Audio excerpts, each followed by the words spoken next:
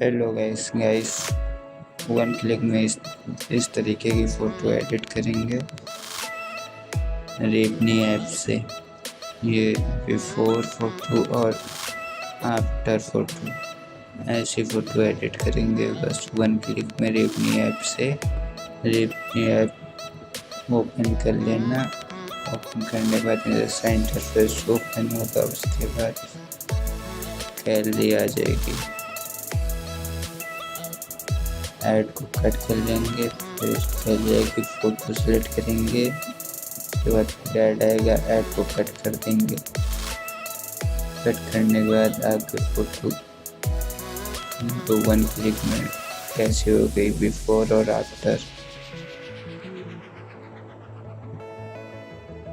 उसके बाद अपनी फ़ोटो को